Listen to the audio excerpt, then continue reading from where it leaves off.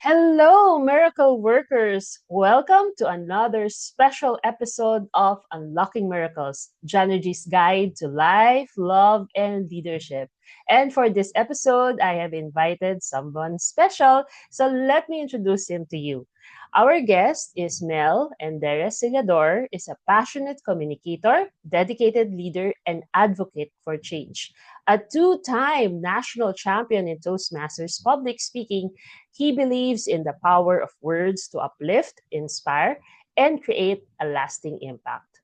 Beyond these accolades, Mel has served as the past president of JCI Bacolod Executive and Rotary Club of Bacolod Central, as well as former Division D Director of Toastmasters Philippines.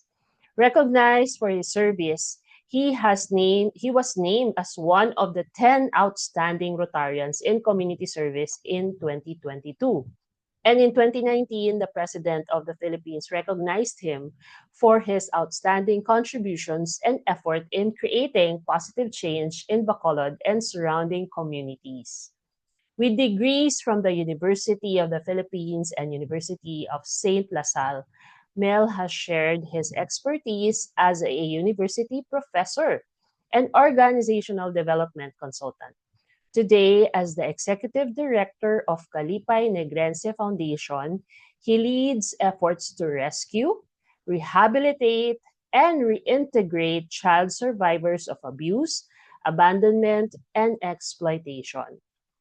Under his leadership, Kalipay provides shelter, education, healthcare, and psychosocial support to some of society's most vulnerable children, giving them the opportunity to heal and build a brighter future.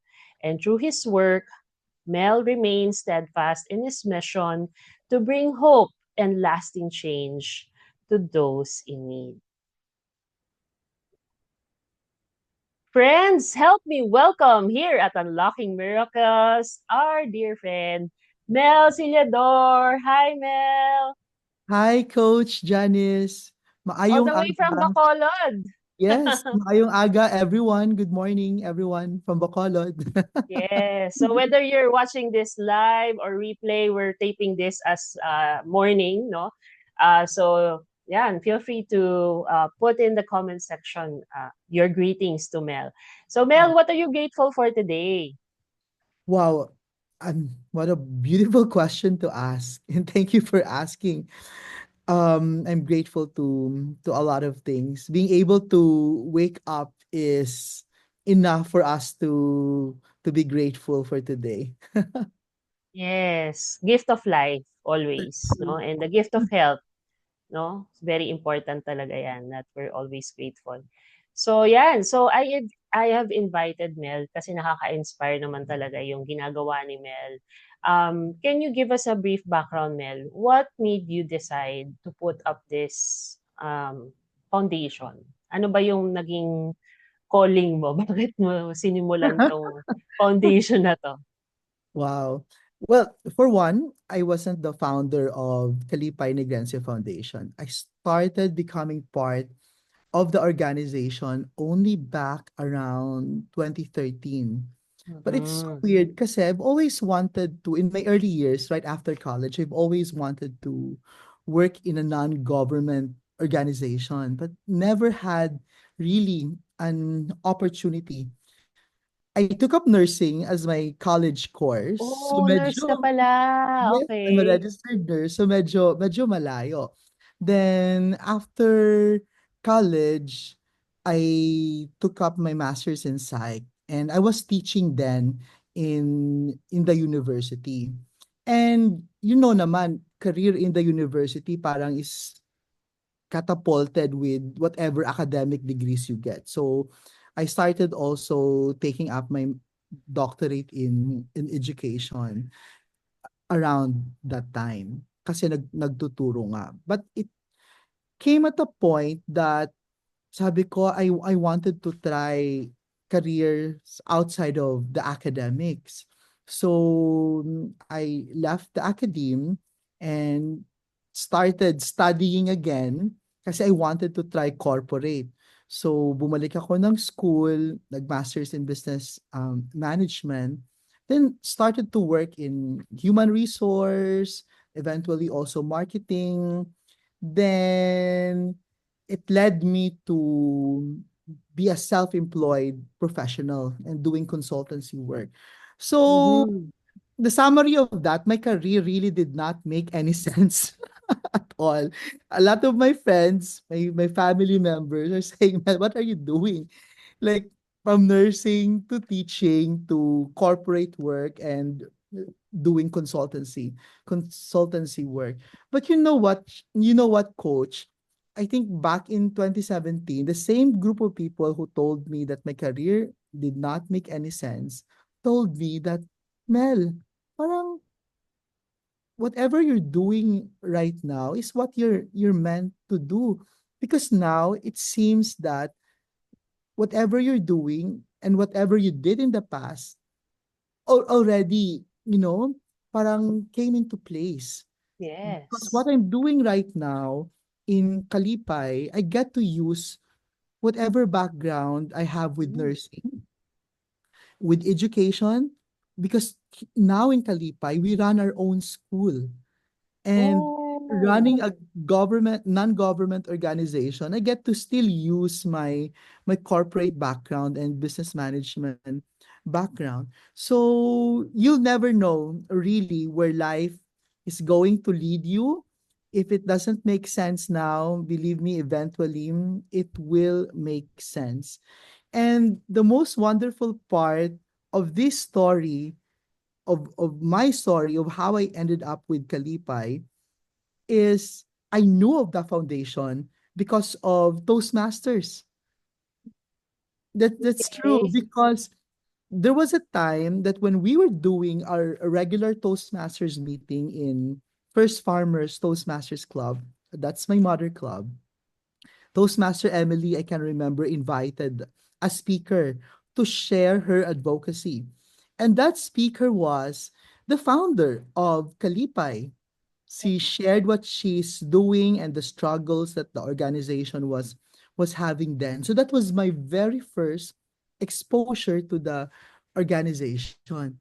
And came a time that I was working in corporate that time, and we were about to launch a new company, and Yolanda happened.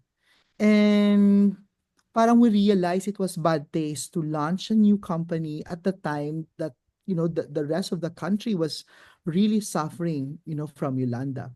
But everything was already arranged for and paid for. So I went to my boss that time and told them that, um, sayang kasi everything was paid na if we cancel it. So they said na, "Oh, let's just push it, but not to launch a company. Let's probably invite our friends. Let's have a dinner and let's have Jed Madela sing, because we invited Jed Wow, already." galing. So then I remembered Anna, the founder of Kalipay and Kalipay. So I told my boss, so why not, let's give it to a foundation. Let them organize something at the time of Yolanda, maybe to fundraise. At least you will be launching your company with goodwill Yes, to the tama. community. So Mm. they said yes. So I went to Anna, the founder of Kalipay, and offered that, okay, you everything is paid. You just have to sell tickets, look for a venue. You can have your own concert, and whatever you earn will go to your foundation. And Anna initially said no. She was Oh, reluctant talaga? because medyo takot siya to take risk. Kasi Mm. she was saying na, Mel, whatever money we have in the foundation is not our money. It's the money for the kids.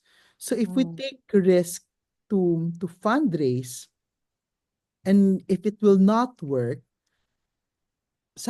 sayang yung Oo, pera yeah. ng mga bata na supposedly doon.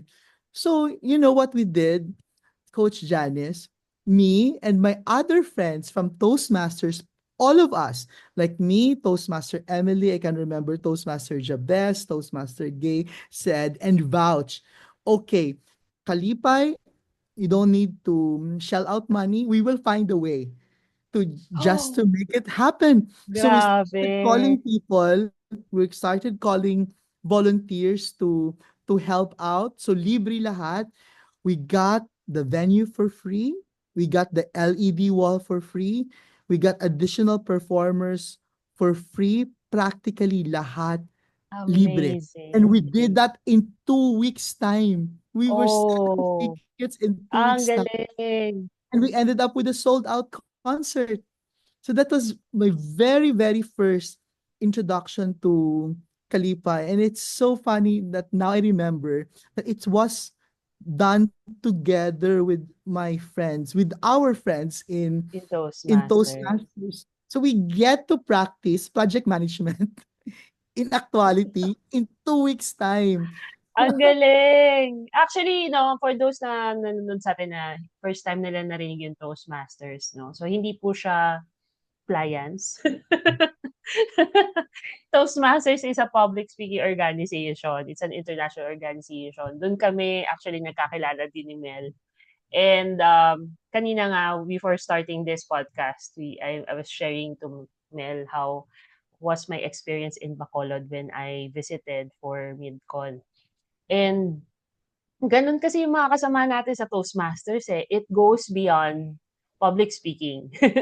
'Di ba? That's Parang kadamay mo sila sa lahat ng projects mo. Even myself, if I have a new project, I have a new show, or I have a new, whatever, talagang gano'n all out yung support ng mga taga Toastmasters, um, 'no? So kung hindi pa kayo nakaka-visit ng Toastmasters Club, mag-visit na kayo kasi surely, marami kayong matututunan at mag-e-enjoy kayo. Kasi very welcoming yung, positive yung vibe ng mga taga Toastmasters, yan. So thank you Mel for sharing sabi nga that nila, inspiring story. Nakaka-inspire naman yun, 'no? So I can totally relate to what you were sharing na yung experience mo in the past, hindi sila tapon. They're actually will lead you a stepping stone to where you are being called for. No, and magagamit mo whatever skills na develop mo over the years, hindi sila tapon. Magagamit mo 'yan. So baka may mga nanonood sa atin ngayon na nag-graduate sila ng ibang course tapos iba na yung ginagawa nila ngayon, 'di ba? Parang ano ba 'to? Am I making sense in what I'm doing right now? It will all make sense. Sabi nga ni Steve Jobs, 'no, you can always connect the dots, 'di ba? Parang looking backwards na lang, 'no? Hindi mo siya malalaman hangga't nandun ka na sa point na, "Ay, okay. Kaya pala nangyari 'yon kasi dahil dito pala ako dadalhin." So, ang galing ng story na 'yan. 'Yun. So, hindi pa ako nagtatanong ng favorite miracle stories mo, pero parang I think that's one of the miracle stories already, 'no? Ang galing, galing, galing. 2 weeks. In 2 weeks time, kaya pala, basta sama-sama. that's true. Ah, meron ka bang gustong ikuwento sa'tin pa na story, miracle story? Um, in addition lang dun, sabi nga natin with our organization, with Toastmasters, if you have a friend na kaya mong gisingin at 2 in the morning or 3 in the morning, those are the friends you get from the organization. And I really appreciated it so much that at that particular time when I wanted, something to happen, and these are the people who were just a call away, to share their skills, their expertise, their talents, and their resources to help you achieve your goal. So very helpful yon, and I really think that in our life, especially doon sa mga tapos lang ng college, if you are to join an organization, Toastmasters is really one of those organizations that can really help you a lot. Yeah. Yeah. I remember pala nung way back during the pandemic, I started a summit called Heroes Online Summit. Oh yes. Yes, and you part of it, right? No, I think naka 5 runs yata kami dun. Oh, And yes. I partnered with Ann, Direct Ann Yes. I Langa, remember. 'no. So she, um, kumbaga partnered with your foundation para makilala din na, yung foundation ninyo. At the same time, somehow yung may mga proceeds din tayo, 'no, na Yes. ishinare. So, nung time na yon, parang 'di ba people were really scared. Ano, alam mo yon yung parang, "Uy, ito na ba yun? Is this the end of the world?" 'Di ba parang nung pandemic 'no. So parang ako nung time na yon, my little contribution is really to spread inspiration and positivity in a world where there is fear, doubt, and worry. And ang napili ko talagang i-inspire are those who are entrepreneurs or business owners. And ang ganda lang kasi, um, kapagka pala nandun ka na sa point na mahirap, meron at meron talagang mga tao na su-support talaga sa advocacy mo, 'no? Yeah, Hindi sila magdadalawang isip na tumulong sa'yo kahit na walang kapalit, 'no? And it will always be paying it forward na lang. that's true. So, right now, you're focused on the foundation, Yes. right? Full-time ka diyan? You're Yes, full-time? yes, yes, Pero yes. how do you manage your schedule? Because you're also active in Toastmasters, and I see that you're also active in JCI, Rotary. How are you schedule? How are your schedules right now? Actually, lahat sila are really interconnected. Yes. Toastmasters gives me opportunity to speak, to share my advocacy to others, to share the very sad reality of the status of children in our country. Toastmasters gives me that platform. Platform. Yeah. JCI and Rotary as well. I do partner a lot with these two organizations to implement my project because you can never do it alone. Yeah. And when we started, believe me, Coach Janice, to do something like what we're doing, you can't really help it that you're very alone in this. And it's sad kasi parang when sometimes you share what's happening and yung kailangan and some people hindi naniniwala na nangyayari pala yan, no? So you can't help it, but these organizations are they do have different causes, and one way Mhm. or another, are interconnected. So it still helped me a lot, especially in the beginning when I was transitioning from corporate to NGO work. My God, like on the first month, when I started reviewing the books, parang, oh no, we don't have money to pay for salaries at the end of the month. Parang where are we going to get the money? And I can really remember clearly when I approached our founder and president. She told me that's how it's always been. We live by, as she said it, by catching miracles. Yeah. So let's just continue doing the right thing, and let's believe that the right help will come along. And I hold on to those words since the beginning. And it really helped a lot. It makes me sleep at night, knowing that the right help will come along. And true enough, like you said, when pandemic happened, it was horrible. A lot of businesses closed down, and in effect, non-government organizations also lost a lot of support. For our case, we lost, I think, 40% of our Wow, regular, that's big. regular donors. So So paano kayo nag-survive nun? yun nga, parang, oh my God. Galing. When that happened, we did not lose any staff. Despite of that, we did not refuse admission of children despite of that. And I can't imagine paano nangyari yun. And true, when you need it, and if you're doing the right thing, I really believe that the right help will come along. Right before the pandemic, I can remember I was still in Manila. I think I met pa Jazz and JJ for lunch. Then we had to fly back to Bacolod because naririnig na natin na baka mag-lockdown. And Oo. nag-lockdown talaga March 15. Few days before that, there's this there's these two ladies from Manila who visited our foundation. So walk in lang. They heard of what we're doing and they would like to see personally. But it was so risky na for them from Manila to fly to Bacolod at that particular time. But they did.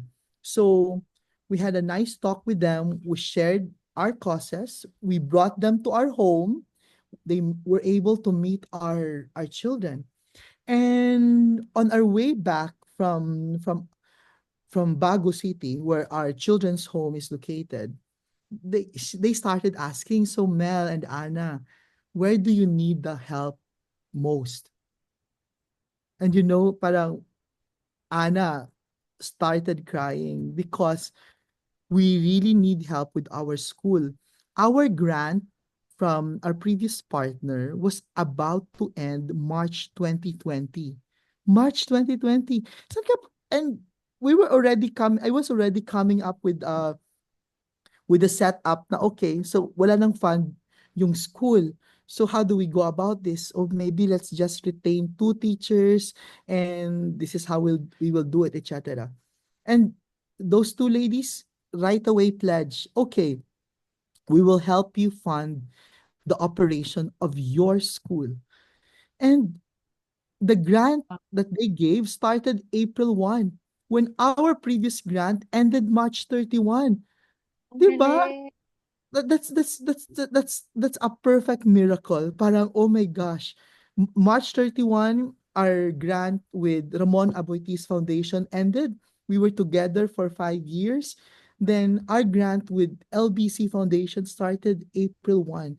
And up to this date, they are our partners in running our school. That's God's perfect Eh, time. yeah, yeah. But sometimes when we pray, Anna and I, when we pray, Lord, can you make it a little early naman? Parang, we get to rest. Parang may heart attack yun, It's always like that. But of course, that is his Yes, perfect time. So tama. despite the pandemic, with the new help that we got from LBC Foundation, we got to continue the operation of our school. So Grabe. and until now, they're really, really quite helpful, which I really appreciate a lot because running a school that can exclusively take care of the kind of children that we have is really necessary. Right now we have 112 children in our care. Wow. 112. And you won't Are believe, these kids sa ano lang, sa Bacolod sila lahat no, galing? as far as Bantayan Island and Cebu, as far as Iloilo. I don't know if you will believe it, but last month we had 8 rescued children. Pinakamadami that I have experienced, no, in sa dalawang weeks na yon na sunod-sunod. We had children referred to us. These are Mm, children mostly who are survivors of abuse. There's a group of kids who were survivors of online sexual abuse and exploitation. Ang dami. And I have to say it, I'm expecting more. Kasi when pandemic happened, parang a lot of us would think that we are safe sa bahay natin. But for some kids, they were hindi not pala. safe sa bahay nila because Mm, the abusers and the perpetrators are their parents. So out of those 112, mga 30 plus nun are survivors of abuse. May kaso sa korte, no? And mm. it's very difficult to send them to a regular school. Number one, because yung perpetrators nila are still out there looking for them. Yes. Number two, a lot of them have never been introduced to education. I have a kid, 14 years old, 14, doesn't know how to read or write. Oh, So, if they joined a regular school, I don't think na hindi matututukan sila sila. oo, And they yan. have those needs, especially coming from an experience of trauma, na yung trust nila to other people are really so low. These are kids na nag-attempt na nasabihan yung teachers nila, yung kapitbahay nila, kung ano nangyari sa kanila, but walang naniwala. So, may mga trust issues talaga. So, that's how important, no, na we have a specific education program na to go hand in hand with our rescue operation. And I just have to say, and I have to make this shout out to say thank you to our friend Direct Priya Chongbian from Cebu, because Priya happened to be an occupational therapist. And I knew Oh, about yeah. her from Toastmasters, and I saw that, oh my God, Priya is an occupational therapist. Barely or a non-existent profession in Bacolod. So we really don't have a lot of them here.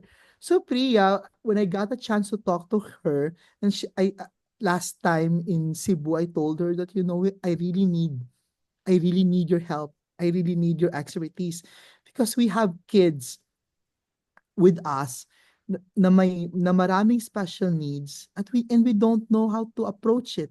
I have teachers, I have social workers, I have a psychologist on board, but we don't have enough training, and we still lack skills to take care of the needs of these children.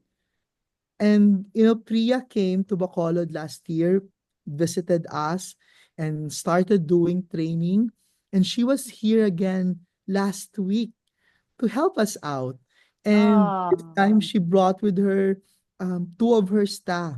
So yung kids namin were assessed properly. We were able to come up with a more responsive intervention plan for these kids. Meron akong kid na 22 years old, um, has only a mental age of 5. oh, So, paano yon? They should not live all their life in an orphanage. So, Priya is mm-mm. helping me there to come up with a plan for that kid to eventually move on to what we call supervised living, then eventually independent living, with our hope na mahanapan siya namin ng trabaho. Sabi nga niya, Tito Sir, tawag nila sa akin, Tito Sir Mel, okay lang yung to work in an elevator. Basta wag lang sobra ng 5 floors, kasi he only knows how to count up to 4. So, Four. but we will find a way for him to for his So dream. yung, Imagine yun na yung dream niya, yeah, yeah. So to yung make it age ng mga happen. kids are what? Up to what age nyo sila inaalagaan? Well, the profile of our kids, really from birth, we have kids rescued na newly born, and we have kids as old as 22, 23, 24. Why? Because these are children with special needs. Ah, Hindi sila, okay. we don't use age sa amin as a determining factor to let them go. It's Okay. always the readiness. Okay. So, unlike other organizations, yung setup nila at 18, they let go of the kids, no? Kasi basically adult na. But when we started like that then, but we realized na hindi pa talaga ready yung mga bata at this time. Number one, hindi pa tapos ng pag-aaral. Number two, they still have a lot of unresolved traumas with them. Mm-mm. Na if we don't do it smoothly in terms of transition, baka bumalik. And they will Yeah. not become productive individuals after. So, yun, tinututukan talaga at very individual yung approach. Even if they graduate college, coach, no? So, what we do right after college, we give them 3 months. Like, I have a kid there in Manila. There's a lot of them. I think 4 or 5 of them there. So we have a kid in Manila, started working there. We have to find a way pa to pay for his boarding place, to give him living allowances for 3 months. At least by then, no, he will have sweldo na. And after three Oh. months, he can, be independent. So, yun. So, we really journey with them. And these individuals, even if may trabaho na sila, when they go home, they still go home in Kalipay. Kasi Kalipay Ang galing. is their family. When Christmas vacation happens, wala naman silang pamilya na Oo, mauupahan. So they still go home with they go us. home to you. Oo. Wow. Yeah, beautiful, beautiful, inspiring stories. Napakaganda nung advocacy ninyo sa Kalipay because you really make sure that these kids that you're taking care of are being independent, no? Na maging independent sila and hindi niyo sila pinapabayaan hangga't hindi sila you keep in touch with them. So nafi-feel ko yung malasakit niyo talaga sa kanila. Oh, Na yeah. it's that they're actually part of your family na hindi niyo sila pababayaan, no? And I'm sure if these people and these kids become successful in their careers, I'm sure magpe-pay it forward din naman sila and they will That's go true. back to the foundation, no? So I think that's the beauty of it, eh. It takes one person to really believe in you, to give you hope, and kapag nangyari yon, you are inspired to be the best version of yourself, 'di ba? Yeah. You will learn to actually go back to the person or even not dun sa person na tumulong sa'yo, eh, to pay it forward to Yes. someone, to be a hope and inspiration to someone. We have Maganda. this kid, coach. Back in 2022, I was in the United States. So we were together with family and friends. We spent Christmas in Disneyland. Believe it or not, we have a kid there working in Orlando, Disneyland. Wow! Oh my God. So I'm this kid is Nagkita kayo intentionally or I nagkasalubong? messaged him that I'll be So in the you know area. already na nandun siya. Oo. So, I knew na when he was adopted years back, na-adopt siya with a family from Michigan. Then eventually, lumaki na siya and he started working at saka nakaabot na siya sa Florida. So nandun siya. And yeah, he's working in the happiest place in the world, right? So, yun. With Alex, grabe. So, yung mga last minute miracles, ito din si Alex. Kasi, Alex was adopted when he was 15 years old, about to turn 16, 2 weeks before he turned 16. Bakit importante yung 16? Because 16 in the US is you aging out, meaning you will no longer be Major ano na yan, eh, you eligible have for to you adoption. Hindi ka na oo, pwedeng ma-adopt. oo, So, okey. he got adopted 2 weeks before he turned 16. And Alex has been with us since the very beginning in Kalipay. Since day one, doon na siya iniwan. And I really feel for the boy kasi throughout the years, he had other friends who were adopted earlier. So he really felt so bad na parang, bakit Bakit hindi siya walang nag-adopt sa na-adopt? akin? So, ang sakit nun. I can imagine ang sakit nun. So, and it has always been his prayer that someone will adopt him. Then, yon. So, nandun pa rin yung papers. Nandun pa rin yung papers niya. Until a time that there was this lady who went to a consult sa America in Michigan. Then this lady, sabi niya to her doctor, na I adopt kids from the Philippines and this is one of the kids that I adopted, etc., etc. Then the doctor apparently also had kids adopted from other countries. And the doctor and his wife were saying na yung sa kanila, we usually would adopt older kids kasi hindi na kailangan, the level of care. But we would like to give Yes, them, access to to feed future. opportunities. And this lady said na, oh, there's this kid in the Philippines kasi you get to see all the profile. You have to check him out. His name is Alex. He's from the Philippines. He's about to turn 16, etc. You know what, Coach Janice? That doctor and his wife said, oh my God, we knew Alex. kilala nila. So years back pala, when they were contemplating to adopt from the Philippines, nakita na nila yung profile ni Alex. But something happened that time in their life that they were not able to proceed. Then 5 years after, nakita nila ulit yung profile ni Alex. So they made that decision to move Ah, forward with the adoption of Alex. So that's how Alex got adopted. And yun, so eventually Alex started working and we had a wonderful time to talk. But it's also sad kasi yung sabi nga, he misses Kalipay. never pa Kasi siya nakabalik. Never pa siya never nakabalik. never pa siya nakabalik, but he was saying that he's trying to, save money to be able to return. And there was also a difficult time sa kanya in transitioning there. And kasi gusto niyang umuwi. Hmm, Because Kalipay was practically his entire life. And when ah, he was adopted at 15 na. So, yun. So he wanted to go home.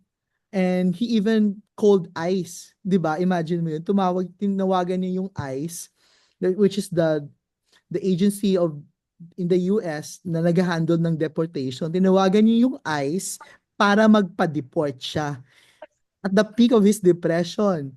And sabi ng ICE, we cannot deport you because you are already an American citizen.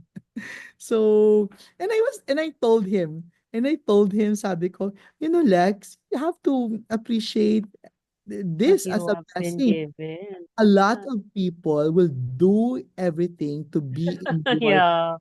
the United States. But you know what, Coach Jan, yung sagot niya, you know what, Tito Mel, I will also do everything to be back home in Calipay. Oh my Oh, God, ang oh, grabe. Mas gusto gusto ko niya pang pa. bumalik. Gusto ba niyang bumalik? And when we were there, he was touring me around. Then he went to his boss. Kasi apparently, if you work in Disneyland, you have some Work perks. niya pala sa Disneyland. Pero he works in one of the hotels. He Ah, started okay. with housekeeping hanggang siya na yung nag-handle ng isang floor ata or something. So, nung nandun na siya, he talked to his boss. Kasi they have that perk na if you work there and if you're regular na, siguro, that you get to have your family members, have all access without payment. So he was saying Wow. that Tito Mel is my family in the Philippines, blah, blah, blah, blah. Can So, he get nabigyan kayo ng can he access. get these benefits? Sadly, no. But but I really appreciated the effort. Like for him to say that to his boss, Oo no? nga. And of course the boss really felt for him na and he got to know Alex more. Na yun pala yung background ni Alex. And of course, the policy is that you have to be the parent on paper. So, Oo, hindi naman oo, pwede lang. oo. But for him to do that and to lobby to the boss was very meaningful. Was very meaningful for me. So, yun, we have those kids. So, when he performs well, and he does well there in Disneyland, and others gets to know kung saan siya nanggaling, so get some support, a little support, na because he would share his story. So sometimes So, nag people nag nakapag-solicit siya ng mga donors and ano. Oo. So Oh, ang galing. yun. So we have Alex there in the States. I haven't seen him for a while, pero I trust that he's doing well. Yun. Beautiful, beautiful story. Nakaka-touch naman yon. Ang gaganda ng stories na kinukuwento sa atin ni Mel. And, 'yan muntikan na akong maiyak dun sa mga stories na 'yan. Kasi true enough 'no, marami talagang mga bata ang hindi nabigyan ng proper care. And it's good that we have Kalipay, as their home. And sabi niyo nga, they will always go back to their home. No, kahit na maka-move forward na sila in life, maging independent na sila, they'll have their own families, they will always come back home because na-feel talaga nila yung love, yung genuine love and care from your foundation. So yan, I really wish well for the foundation. So for those watching us right now na na-touch yung heart ninyo, so I hope that you will also support the advocacy of Mel. Yeah. So Mel, yeah, please invite our viewers na how can they support your organization? Yay, thank you, Coach. So, to those of you who are watching this, I'm so happy again to have this opportunity. There are a lot of ways, guys, that we can help out.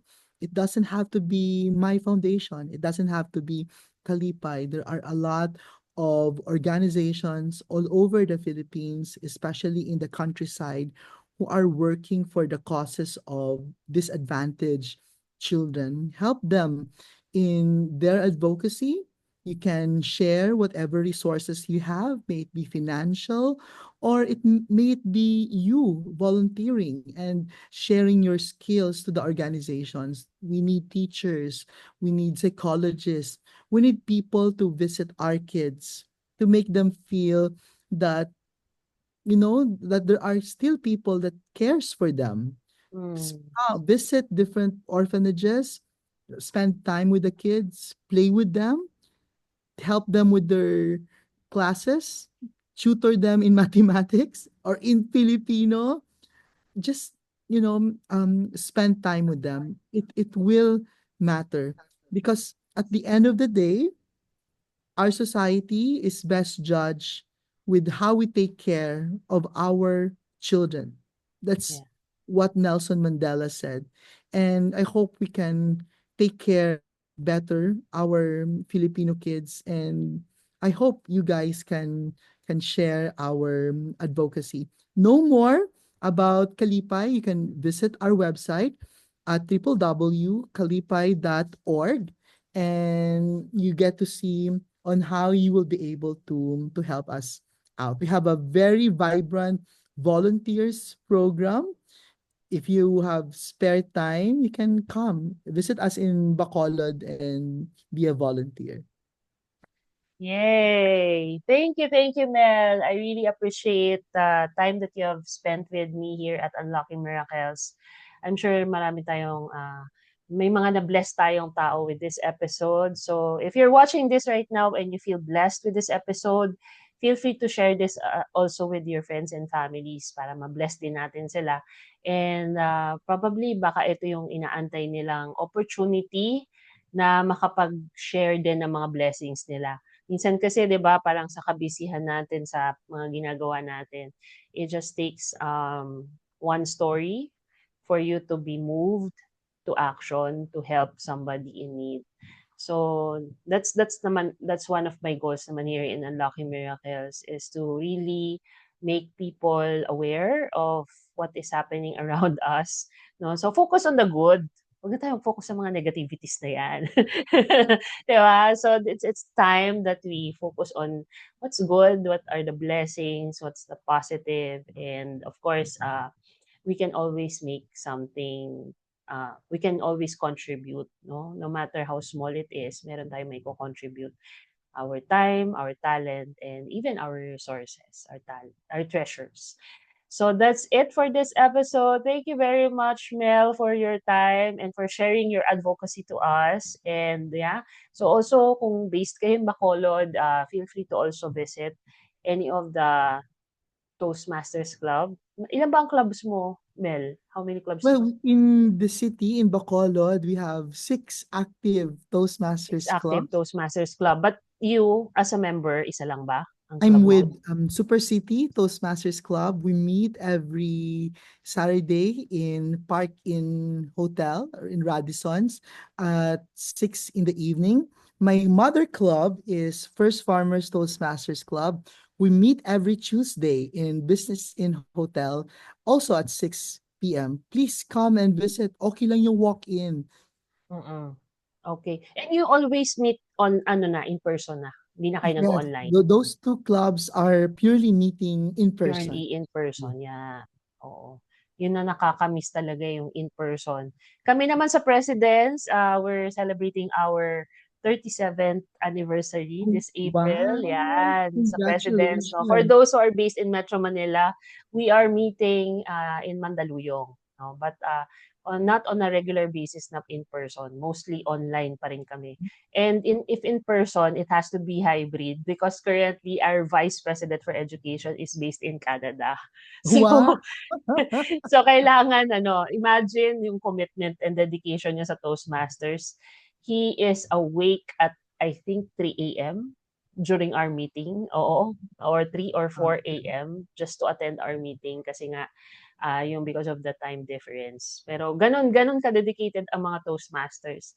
And sabi ko nga, it even goes beyond attending the meetings, no? Sila yung mga kadamay mo sa mga iba pang mga bagay na na nakakatulong sa communities, no? And yan. So I'm very grateful.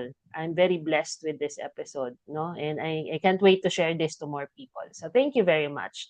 So for those first time watching us right now, I'm encouraging you to hit the follow, subscribe button so that you get to be notified of our future episodes. And my invitation to you is to continue to unlock more miracles in your life and be a blessing to more people. Cheers and see you in the next episode. Bye. Thank you.